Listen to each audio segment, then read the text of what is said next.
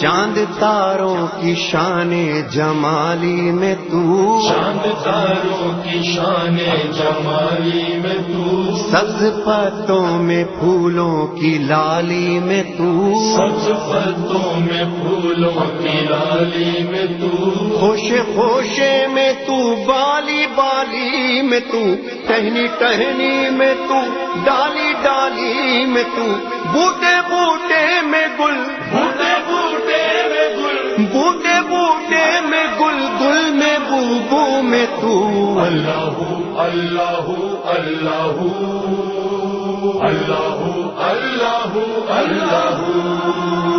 ہم یہ طے کر رہے ہیں کہ خدا ایک ہے یا خدا ایک سے زیادہ ہے۔ بھئی پہلے یہ تو طے کرو کہ خدا ہے بھی یا نہیں، یعنی بنیادی جو مسئلہ ہے وہ بنیادی مسئلہ یہ ہے کہ پہلے یہ طے ہو جائے کہ پروردگار عالم ہے بھی یا نہیں، اور اگر ہے تو پھر اس کے بعد یہ طے کریں گے کہ وہ ایک ہے یا ایک سے زیادہ ہے۔ تو پورے قرآن مجید کو دیکھ ڈالیں، پورے قرآن مجید کو، تو آپ کو اندازہ ہوگا کہ قرآن مجید نے کسی مقام پر پروردگار عالم کے وجود کی کوئی دلیل نہیں دی کہ خدا ہے۔ یعنی بڑی ذمہ داری کے ساتھ یہ جملہ کر رہا ہوں کہ پروردگار عالم نے اپنے وجود کے لیے قرآن مجید میں کوئی دلیل فراہم نہیں فرمائی، البتہ تعجب موجود ہے، اور وہ تعجب کیا ہے کہ اف اللہ شکن فاطر السماوات والارض، بھائی تم اللہ کے وجود میں شک کر رہے ہو، ایسا اللہ جو آسمانوں کا بھی خالق ہے اور زمین کا بھی خالق ہے۔ یعنی تعجب کا اظہار کیا ہے، کوئی دلیل فراہم نہیں کی۔ تو دلیل فراہم نہ کرنے کا سبب کیا ہے؟ اگر میں یہ بات واضح کر سکا تو میں سمجھوں گا کہ میری یہ محنت سوارت ہو رہی ہے۔ بھائی انسان کی فطرت ہے اور انسان کی یہ جبلت ہے کہ اگر کوئی تخلیق اس کے سامنے پیش کی جائے اور یہ کہا جائے کہ اس کا کوئی بنانے والا نہیں ہے، تو اس کی فطرت اور جبلت پکار کر یہ کہے کہ یہ کہنے والا جھوٹ کہہ رہا ہے، بنانے والا ہے۔ اب میں مثال دے دوں آپ کی خدمت میں، یہ تسبیح میرے ہاتھ میں ہے، اگر میں 100 عدد قرآن مجید اپنے سر کے اوپر رکھ کر قسم کھاؤں کہ اس تسبیح کا کوئی بنانے والا نہیں ہے، تو کیا کوئی میرا محترم سننے والا میری ان قسموں کو قبول کرے گا؟ قبول نہیں کرے گا۔ کیوں؟ اس لیے کہ مزاج میں یہ بات راسخ ہے اور فطرت میں یہ بات راسخ ہے کہ اگر کوئی شے بنی ہے تو کوئی اس کا بنانے والا ہوگا۔ یہ مائکروفون میرے سامنے رکھا ہوا ہے، اب میں قسمیں کھاتا رہوں کہ اس کا بنانے والا کوئی نہیں ہے، آپ نہیں مانیں گے۔ یہ میز میرے سامنے رکھی ہوئی ہے، میں قسم کھاؤں اور جتنی بھی دنیا میں مقدس چیزیں ہیں ان سب کی قسم کھاؤں کہ اس میز کا کوئی بنانے والا نہیں ہے، آپ تسلیم نہیں کریں گے۔ یہ کرسی جس پر میں بیٹھا ہوا ہوں، اگر میں قسمیں کھا کے آپ سے یہ کہوں کہ اس کرسی کا بنانے والا کوئی نہیں ہے، آپ تسلیم نہیں کریں گے۔ تو بھائی جب تسبیح کا بنانے والا کوئی ہے، میں کہہ رہا ہوں نہیں ہے اور آپ کہہ رہے ہیں کہ ہے، تو اب میں آپ کو چیلنج کرتا ہوں کہ اگر تسبیح کا بنانے والا کوئی واقعاً ہے جیسا کہ آپ کہہ رہے ہیں، تو مجھے اس کا بنانے والا دکھلا دیں، اس تسبیح کے اندر اس بنانے والے کو دکھلا دیں۔ تو خالق ہمیشہ اپنی تخلیق سے باہر نظر آتا ہے، تخلیق کے اندر نظر نہیں آیا کرتا۔ اس اصول کو اپنے ذہنوں کے اندر محفوظ کریں۔ تو فطرت پکار کر یہ کہہ رہی ہے کہ اگر کوئی تخلیق ہے تو پھر اس کا کوئی خالق یقیناً ہوگا۔ اسی فطرت انسانی کو بیدار کرنے کے لیے پروردگار عالم نے مختلف مقامات پر اپنی نشانیوں کی طرف متوجہ کیا۔ بھئی یہ بڑی دقیق منزل تمہید ہے، لیکن میں یہ چاہوں گا کہ میری محنت سوارت ہو جائے۔ میں مختلف مقامات سے کچھ آیتیں آپ کی خدمت میں پیش کروں تاکہ نشانی کا تصور واضح ہو جائے۔ میں نے عرض کیا نا کہ خدا نے کوئی دلیل نہیں دی قرآن میں اپنے وجود پر، بلکہ تعجب کیا کہ تم آسمان و زمین کے خالق کا انکار کرتے ہو، یہ کہا، دلیل نہیں دی۔ لیکن اس کے باوجود نفسیات انسانی کو متوجہ کرنے کے لیے مختلف مقامات پر پروردگار عالم نے اپنی نشانیوں کو واضح کیا۔ مثلا سورہ نحل کے معنی شہد کی مکھی، اس سورہ نحل کی وہ آیت جس میں لفظ نحل استعمال ہوا، اس آیت کو ملاحظہ کریں۔ وَأَوْحَىٰ، دو مسلسل آیتیں ہیں، وَأَوْحَىٰ رَبُّكَ إِلَى النَّحْلِ أَنِ اتَّخِذِي مِنَ الْجِبَالِ بُيُوتًا ومن الشجر ومما یعرشون ثم کلی من کل الثمرات فاسلکی سبل ربک ذللا یخرج من بطونها شراب مختلف الوانه فیہ شفاء للناس ان فی ذلک لآیۃ لقوم یتفکرون. اب آیتوں کے ترجمے ملاحظہ کیجیے گا. یہ دو مسلسل آیتیں ہیں سورہ نحل کی. وَأَوْحَىٰ رَبُّكَ إِلَى النَّحْلِ, تمہارے رب نے شہد کی مکھی پر وحی نازل کی. اب وحی آ رہی ہے شہد کی مکھی پر. کیا وحی نازل کی؟ ان اتخذی من الجبال بیوتن, کہ جا. اب شہد کی مکھی سے کہا جا رہا ہے, پروردگار کہہ رہا ہے ان اتخذی من الجبال بیوتن, جا اور جانے کے بعد پہاڑوں میں اپنے گھر بنا. ومن الشجر, درختوں میں اپنے گھر بنا. ومما یعرشون, اور جو اونچی اونچی جگہ تجھے ملے ان اونچے اونچے مقامات پر جا کر اپنے گھر بنا. سما, اب دیکھیے پروردگار حکم دے رہا شہد کی مکھی کو, سما کلی من کل الثمرات, اور دنیا میں جتنے بھی پھل اور پھول پائے جاتے ہیں ان سب سے ارق کو حاصل کر. میں پھر اس ٹکڑے کو آئے مبارکہ کے پیش کر رہا ہوں تاکہ ایک لفظ کا فورس بتلا سکوں. ثم کلی من کل الثمرات, کل جتنے بھی دنیا میں پھل اور جتنے بھی دنیا میں پھول پائے جاتے ہیں ان سب سے ارق کو حاصل کر, ان سب کو کھا. بھائی کل پر زور ہے. ثم کلی من کل الثمرات فاسلکی سبلا ربک ذللا, اور دیکھ اپنے رب کی راہوں میں سر کو جھکا کر چلتی رہ. یہ تھی جو شہد کی مکھی پر وہی نازل ہوئی کہ پہاڑوں پر, درختوں پر, اونچی جگہوں پر اپنے چھتے بنا, اور چھتے بنانے کے بعد دنیا میں جتنے بھی پھل اور پھول پائے جائیں, چاہے وہ زہریلے ہوں چاہے وہ نفع بخش ہوں, فرق نہیں ہے. کلی من کل ثمرات, جتنے قسم کے بھی پھل پائے جاتے ہیں ان سب کے ارق کو حاصل کر. فصلوں کی سبل ربک ذللا, اور اپنے رب کی راہوں میں سر کو جھکا کر چلتی رہ. اور اب کمنٹری دی قرآن مجید میں, یخرج من بطونها شراب, اس کے پیٹ سے, اس کے بطن سے ایک مشروب خارج ہوتا ہے. فیہ شفاء للناس, جس مشروب میں پوری انسانیت کے لیے شفا ہے. ان فی ذالک لآیۃ لقوم یتفکرون, ہم نے اس شہد کی مکھی کے واقعے میں نشانی رکھی ہے صاحبان فکر کے لیے. اب یہ دو آیتیں مکمل ہو گئی. بھائی بہت توجہات مبذول رکھیے گا, اسے کہ وجود خدا کو پہلے ثابت ہونا ہے کہ بھائی خدا ہے یا نہیں, پھر بعد میں طے کریں گے کہ ایک ہے یا ایک سے زیادہ ہے. اب میں اپنے سارے سننے والوں سے پوچھنا چاہ رہا ہوں کہ پروردگار نے ان دو آیتوں میں وہ کون سی نشانی رکھی جو صاحبان فکر کو اپیل کرے, جس کی طرف صاحبان عقل متوجہ ہو, جس کی طرف صاحبان تدبر اپنی توجہات کو مبذول کرے. وہ بات کیا ہے؟ تو بات کل اتنی ہے کہ شہد کی مکھی کو حکم دیا گیا ہے کہ کلی من کل ثمرات, جتنے بھی دنیا میں پودے پائے جاتے ہیں, پھل پائے جاتے ہیں, درخت پائے جاتے ہیں, ان سب سے ارق کو حاصل کر.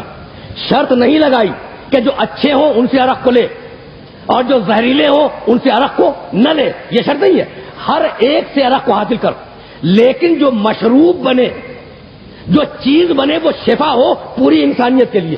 تو اب بتلانا یہی تھا کہ مکھی کے پیٹ میں زہر کو شفا بنانے والا سوائے اس کے کوئی اور نہیں ہو سکتا.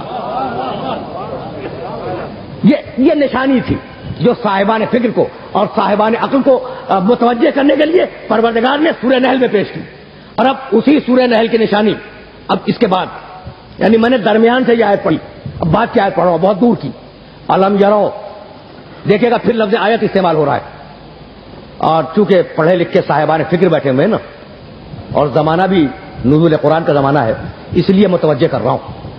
دیکھیں یہ جو آیت تھی نا, اس میں نشانی تھی ان فی ذالک لآیۃ لقوم یتفکرون, نشانی ہے صاحبان فکر کے لیے. کس کے لیے؟ صاحبان فکر کے لیے. سورہ نحل کے شروع میں کہا وما ذرأ لکم مختلفا الوانہ ان فی ذالک لآیۃ لقوم یذکرون. دیکھو زمین ایک, زمین کا رنگ ایک, یہ قرآن بول رہا ہے. زمین ایک, زمین کا رنگ ایک. جو پانی تم ڈال رہے ہو کھیتوں میں اور باغیچوں میں, اس پانی کا رنگ ایک, لیکن جب بیل بوٹے نکلتے ہیں تو مختلف رنگوں کے ہوتے ہیں. ان مختلف رنگوں میں انہیں پینٹ کرنے والا اگر تمہاری سمجھ میں آ گیا تو یہ بیل بوٹے نشانی ہے اس مصور کے لیے جو انتہائی کمال کا مصور ہے اور انتہائی اعلیٰ بلندی تک جانے کے بعد تصویر کشی کرتا ہے. اگر یہ بات واضح ہو گئی تو میں واپس جاؤں گا، لیکن سنیں، تصویریں پینٹ کر رہا ہے وہ، لال رنگ کا پھول ہے، نیلے رنگ کا پھول ہے، پیلے رنگ کا پھول ہے، مصور ہے نا، تصویریں بنا رہا ہے. اب میں آپ کی خدمت میں کیسے عرض کروں، خدا کی قسم یہ جملہ کہنے کا حق فقط اور فقط اللہ کو ہے، اور اللہ کے علاوہ کوئی اور یہ جملہ کہہ نہیں سکتا جو میں جملہ آپ کی خدمت میں عرض کرنا چاہ رہا ہوں. سورہ زمر قرآن مجید کا 39واں سورہ، یخلقکم. اب دیکھے گا وجود پر اشارہ آ رہا ہے. یخلقکم فی بطون امہاتکم خلقا من بعد خلق فی ظلمات ثلاث. بھائی سنو، تمہارا اللہ کون ہے؟ یخلقکم فی بطون امہاتکم، وہ تمہیں خلق کرتا ہے، تمہاری ماؤں کے پیٹ میں خلق کرتا ہے. خلقا من بعد خلق، اور ایک تخلیق سے دوسری تخلیق کی طرف تمہیں منتقل کرتا ہے. فی ظلمات ثلاث، اور یہ جو تخلیق ہو رہی ہے نا ماؤں کے پیٹ میں، تو یہ روشنی میں نہیں ہو رہی ہے، 3 تاریکیوں کے پردوں میں ہو رہی ہے. تو سورہ زمر میں ارشاد فرمایا، بھائی میں بہت توجہ چاہ رہا ہوں اس منزل پر اپنے سارے محترم سننے والوں کی. سورہ زمر میں فرمایا کہ ہم ماؤں کے ارحام میں خلق کرتے ہیں اور ایک تخلیق سے دوسری تخلیق کی طرف لے جاتے ہیں، اور وہ جو تخلیق ہوتی ہے وہ 3 تاریکیوں کے اندر ہوتی ہے، روشنی میں نہیں ہوتی. اور اب سورہ آل عمران میں ارشاد کیا، تیسرا سورہ 7ویں آیت، جو صورکم فی الارحام کیف یشاء، تمہاری ماؤں کے پیٹ میں وہ تمہاری تصویر بناتا ہے، کیف یشاء، اور جیسی اس کی مرضی ہوتی ہے ویسی تصویر بناتا ہے. اشارے آ رہے ہیں وجود خدا پر. جو صورکم فی الارحام کیف یشاء، وہ تمہاری تصویر کشی کرتا ہے. اب تصویر پہ زور ہے، ان آیتوں میں تصویر پہ زور ہے جو آیتیں آپ کی خدمت میں پیش کرنا چاہ رہا ہوں. تصویر کشی کرتا ہے اور جیسی اس کی مرضی ہوتی ہے، جیسی اس کی مشیت ہوتی ہے ویسی تصویر بناتا ہے تمہاری ماؤں کے ارحام میں. یہ تھی سورہ آل عمران. اور اب سورہ مومن قرآن مجید کا 40واں سورہ اور چھوٹی سی آیت، صورکم فاحسن صورکم. بھائی سنو، اللہ نے تمہاری ماؤں کے ارحام میں تمہاری تصویر بنائی، اور جو بہترین تصویر ممکن تھی نا وہ بنائی، خراب تصویر تمہاری نہیں بنائی. تو سورہ زمر تاریکی میں بنائی، بھائی توجہ رہے، سورہ زمر تاریکی میں بنائی. سورہ آل عمران تمہاری ماؤں کے پیٹ میں تصویر بنائی، جیسی مرضی تھی ویسی بنائی. سورہ مومن 40واں سورہ، جو تصویر بہترین اچھی ہو سکتی تھی، بہترین ممکن تصویر وہ بنائی. اور اب سورہ حشر 59واں سورہ قرآن مجید کا، هو اللہ الخالق الباری المصور لہ الاسماء الحسنی. وہ اللہ ہے، وہ خلق کرنے والا ہے، وہ عدم سے وجود میں لانے والا ہے، اور وہ تصویر بنانے والا ہے. اب یہاں پر میں اپنے سارے سننے والوں کو روک رہا ہوں، بھئی یہ تصویر پر اتنا زور کیوں ہے کہ ہم تمہاری ماؤں کے ارحام میں تصویر بناتے ہیں، ہم بہترین تصویر بناتے ہیں، ہم مصور ہیں، ہم نے تاریکی میں تصویر بنائی. تو اب مجھے جملہ عرض کرنے کی اجازت ہے کہ بھئی یہی سے تو وجود خدا ثابت ہوتا ہے. میرا کون سا ایسا محترم سننے والا ہے جس کے گھر میں تصویر نہ ہو، زینت کے لیے یا آرائش کے لیے؟ بھئی پینٹنگ لگائی جاتی ہے نا ڈیکوریشن کے لیے ہر گھر میں. تو تصویر بنانے والے کے لیے شرط یہ ہے کہ کوئی جگہ ہو جہاں بیٹھ کے بنائے، کوئی کینوس ہو جس کے اوپر تصویر کو پینٹ کرے، روشنی ہو تاکہ تصویر پینٹ ہو سکے، اندھیرے میں نہیں ہو سکتی. تو یہ تمہارے مصوروں کی شرطیں ہیں کہ اندھیرا نہ ہو، روشنی ہو، جگہ ہو، کینوس ہو. اور وہ مصور ایسا ہے کہ وہ روشنی میں نہیں تصویر بناتا، ماؤں کے ارحام کی تاریکی میں بناتا ہے، کسی جگہ میں بیٹھ کے نہیں بناتا، اس تنگ مقام پر تصویر بنتی ہے. اور عجیب و غریب مرحلہ فکر یہ کہ تمہارا مصور کینوس میں تصویر بناتا ہے اور وہ قطرہ آب پہ تصویر بناتا ہے. اور تمہارا مصور تصویر بنانے کے بعد اس میں جان نہیں ڈال سکتا، اور وہ مصور ایسا ہے کہ دماغ کو فکر بھی دیتا ہے، دل کو جذبہ بھی دیتا ہے، اور جسم کو روح بھی عطا کرتا ہے. اب مصور سمجھ میں آ گیا؟ بھائی وجود خدا سمجھ میں آ رہا ہے. لیکن مجھے جملہ کہنے کی اجازت دیں تاکہ یہ جو قرآن مجید کا اصرار ہے نا وہ سمجھ میں آ جائے کہ تصویر پر اتنا اصرار کیوں ہے. ہم مصور ہیں، کہہ رہا ہے پروردگار، ہم مصور ہیں، ہم نے تمہاری ماؤں کے پیٹ میں تمہاری تصویریں بنائی، ہم نے تمہاری جو بہترین ممکن تصویریں تھیں وہ تمہیں عطا کی، ہم 3 تاریکیوں کے پردے میں تمہاری تصویریں بناتے ہیں. تو تصویر پہ اتنا زور کیوں ہے؟ تو عزیزو، تصویر پر زور اس لیے ہے کہ اگر آپ کے گھر میں تصویر لگی ہوئی ہے تو ہمیشہ اس بات کو یاد رکھیں کہ 4 چیزوں سے اس پینٹنگ کو اور اس تصویر کو بچائیں. بھائی، ہوا کی گزرگاہ پہ نہ رکھیں، ورنہ ہوا جب چلے گی تو رنگ دھندلے ہو جائیں گے. پانی سے بچائیں ورنہ تصویر ختم ہو جائے گی. آگ میں نہ ڈالیں ورنہ تصویر جل جائے گی. مٹی صاف کرتے رہیں ورنہ تصویر دھندلی ہو جائے گی. تو تصویر کے 4 ہی دشمن ہیں: آگ، پانی، ہوا، مٹی. اور وہ مصور ایسا ہے کہ انہی 4 سے یہ تصویریں بناتا ہے.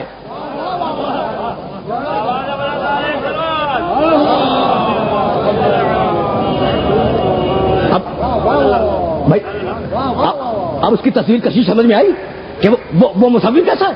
تو یہی عرض کرنا چاہ رہا تھا کہ پانی کا مزاج ایک، پانی کا رنگ ایک، مٹی کا رنگ ایک، لیکن جب بیل بوٹے نکلے تو مختلف رنگوں کا نکلے. ان فی ذالک لآیۃ لقوم یذکرون، اس میں نشانی ہے صاحبان ذکر کے لیے. شہد کی مکھی میں نشانی تھی صاحبان فکر کے لیے. اب کبھی اگر موقع ہوگا تو عرض کروں گا کہ یہ لفظوں میں اختلاف کیوں ہو رہا ہے. کوئی نشانی صاحبان فکر کے لیے ہے، کوئی نشانی صاحبان ذکر کے لیے ہے. اور اب تیسری نشانی: الم یروا الی الطیر مسخرات فی جو السماء ما یمسکہن الا اللہ ان فی ذالک لآیات لقوم یؤمنون. جانا ہے توحید تک، لیکن پہلے طے تو ہو جائے کہ وہ ہے بھی یا نہیں. جانا ہے توحید تک. علم یرو، میں دیکھیں پوری انسانیت کو مخاطب کیا. علم یرو الی الطیر، یہ کیا ہو گیا ان انسانوں کو؟ یہ اڑتے ہوئے پرندوں کو کیوں نہیں دیکھتے؟ یہ پرندے جو فضاؤں میں پر کو پھیلائے ہوئے چل رہے ہیں نا، ان کی طرف دیکھتے کیوں نہیں؟ علم یرو الی الطیر مسخرات فی جو السماء، کہ یہ کس طریقے سے آسمان کی فضاؤں میں رکے ہوئے ہیں، یہ زمین پر ٹپک کے گر کیوں نہیں جاتے؟ ما یمسکہن الا اللہ، انہیں فضا میں کوئی روک نہیں سکتا سوائے اللہ کے. اب 1500 سال پہلے جب یہ آیہ مبارکہ نازل ہوئی تھی تو اس وقت گریویٹی کی تھیوری نہیں تھی. نظریہ کشش ارض اس وقت دنیا میں موجود نہیں تھا کہ زمین کھینچ لیتی ہے. کچھ صدیاں پہلے، کچھ برس پہلے ایک سائنسداں نے ایک سیب کو زمین پر گرتے ہوئے دیکھ کر یہ سوچنا شروع کیا کہ یہ سیب زمین پر کیوں گرا، یہ سیب آسمان میں اڑ کیوں نہیں گیا. اور پھر جب اس نے تحقیق کی تو اسے اندازہ ہوا کہ زمین میں کشش پائی جاتی ہے اور وہ ہر شے کو اپنی طرف کھینچ لیتی ہے نا. یہ نظریہ کشش ارض. کتنے آسان لفظوں میں پروردگار نے کہا، بھائی توجہ رکھیے گا، کتنے آسان لفظوں میں کہا نظریہ کشش ارض کو، اور کس طریقے سے متوجہ کیا کہ بھائی ہر شے کا مزاج یہ ہے. اب میں یہ تصویر میرے ہاتھ میں ہے، اسے اگر میں فضا میں اچھالوں، پھینکوں، تو جتنی دیر تک میری فورس رہے گی، میرے پھینکنے کی فورس، اس وقت تک یہ فضا میں جاتی رہے گی، اور جہاں فورس ختم ہو جائے گی زمین سے کھینچ لے گی. یہ ہے طریقہ. اچھا، تو اب میں اپنے سارے سننے والوں سے کہنا چاہ رہا ہوں کہ پروردگار نے اسی بات کی طرف متوجہ کیا کہ یہ جو فضاؤں میں رکے ہوئے پرندے ہیں، پر پھیلا کر چل رہے ہیں، کبھی جھپٹ رہے ہیں، کبھی پر پھیلا رہے ہیں، کبھی پر سمیٹ رہے ہیں، کبھی بلندیوں کی طرف جا رہے ہیں، کبھی بلندیوں سے اتر رہے ہیں، گر نہیں رہے ہیں. تو نظریہ کشش ارض کو توڑ کر سوائے خالق ارض کے انہیں فضاؤں میں کوئی روک نہیں سکتا. بات تو واضح ہو رہی ہے نا. ان فی ذالک لآیات لقوم یؤمنون، ہم نے فضاؤں میں پرندوں کے رکنے میں نشانیاں رکھی ہیں صاحبان ایمان کے لیے، مومنوں کے لیے. اب میں کیسے عرض کروں؟ شہد کی مکھی کی نشانی تھی صاحبان فکر کے لیے، بیل بوٹوں کے نکلنے کی نشانی تھی صاحبان ذکر کے لیے، اور فضاؤں میں کشش ارض کو توڑ کر، زمین کی کشش کو توڑ کر رکنے کی جو نشانی ہے وہ نہ صاحبان ذکر کے سامنے اللہ نے پیش کی، نہ صاحبان فکر کے سامنے اللہ نے پیش کی. یہ نشانی پیش کی صاحبان ایمان کے سامنے. ان فی ذالک لآیات لقوم یؤمنون، ہم نے مومنوں کے لیے یہ نشانی بیان کی ہے. تو اگر تاریخ اسلام میں کوئی ایسا نظر آ جائے جو کشش ارض کو توڑ کر فضاؤں میں بلند ہو تو وہ صاحبان ایمان ہی میں مل سکتا ہے، صاحبان ایمان کے دائرے سے باہر نہیں مل سکتا. تو یہ نشانی ہے صاحبان ایمان کے لیے کہ پرندے فضا میں رکے ہوئے ہیں. اب نشانی دے دی شہد کی مکھی کی نشانی. مختلف بیل بوٹوں کے نکلنے کی نشانی، فضاؤں میں پرندوں کے رکنے کی نشانی. اب یہ نشانیاں دے رہا ہے. هو الذی سخر لکم اللیل والنہار والشمس والقمر والنجوم مسخرات بامرہ ان فی ذلک لآیۃ لقوم یعقلون. اب اس سے زیادہ آیتیں میں اپنے سننے والوں کی خدمت میں پیش نہیں کرنا چاہ رہا ہوں، لیکن ضرورت تھی. اور دیکھیے یہ جملہ بھی عرض کرتا جاؤں کہ ہمارے اور آپ کے جملوں میں ایک مطلب ہوتا ہے، لیکن قرآن مجید کی آیتوں میں ایک مطلب نہیں ہوتا. بات کسی اور موضوع پہ ہو رہی ہے اور اشارہ کہیں اور ہو رہا ہے. یعنی جیسے ابھی میں نے مثال پیش کی کہ گفتگو ہو رہی تھی نظریہ کشش عرض پر، اور نظریہ کشش عرض پر گفتگو کرتے کرتے پروردگار نے نشانی قرار دی صاحبان ایمان کے لیے، اور صاحبان ایمان کے لیے نشانی بنا کر بتلا دیا کہ کوئی تاریخ اسلام میں ایسا ہوگا جس کے پاؤں فضا میں بلند ہو جائیں گے. تو اب دیکھا آپ نے کہ ایک ڈائمنشن نہیں ہے. یہ لفظ میں جان بوجھ کے استعمال کر رہا ہوں نوجوان اور پڑھی لکھی نسل کے لیے کہ آیت کا ڈائمنشن کل ایک نہیں ہے کہ اگر وہ توحید پہ بولے تو فقط توحید پہ بولے، خدا معلوم کون سا لفظ کدھر چلا جائے. تو اب آئے مبارکہ دیکھیں، هو الذی سخر لکم اللیل والنہار والشمس والقمر. اللہ وہ ہے جس نے رات کو تمہارے لیے مسخر کیا، دن کو تمہارے لیے مسخر کیا، سورج کو تمہارے لیے مسخر کیا، چاند کو تمہارے لیے مسخر کیا، والنجوم مسخرات بامرہ، اور ستارے اپنے آرڈر پہ مسخر رکھے. بڑی ذمہ داری سے ترجمہ کرنے کا عادی ہوں، ترجمہ پھر سنیں. هو الذی سخر لکم اللیل والنہار، یہ 8ویں آیت ہے سورہ نحل کی. هو الذی سخر لکم اللیل والنہار والشمس والقمر. اللہ وہ ہے جس نے مسخر کیا رات کو تمہارے لیے، والنہارا دن کو مسخر کیا تمہارے لیے، والشمس. اب چونکہ فضیلت کا ایک رخ آ رہا ہے نا توحید میں، اس لیے میں نے چاہا کہ میں متوجہ کرتا ہوا گزر جاؤں. چاند سورج کو مسخر کیا تمہارے لیے، چاند کو مسخر کیا تمہارے لیے، والنجوم مسخرات بامرہ، اور جو ستارے ہیں وہ اس کے امر پر مسخر ہیں، وہ تمہارے لیے مسخر نہیں ہیں. عجیب جملہ ہے نا. ان فی ذلک لآیۃ لقوم یعقلون. ہم نے اس میں نشانی رکھی ہے صاحبان عقل کے لیے. غور کریں کہ جو بڑا ہے نا سورج وہ تمہارے لیے مسخر، چاند جو سے چھوٹا ہے وہ تمہارے لیے مسخر، اور ستارے فقط اس کے حکم پہ مسخر. تو پروردگار یہ بات کیا ہے کہ سورج چاند انسانوں کے لیے مسخر ہو جائے اور ستارے تیرے حکم کے تابع رہیں. تو بتلانا یہ تھا کہ اگر کبھی کسی دن کسی گھر پر ستارہ اتر کے آ جائے تو لوگ یہ نہ سمجھیں کہ رسول نے جانبداری میں اتار لیا. نہیں، وہ ہمارے حکم پر مسخر ہے، جہاں بھی اترے گا نمائندہ مرضی الہی بن کے اترے گا. برحمتک یا ارحم الراحمین وصلی اللہ علی محمد وآلہ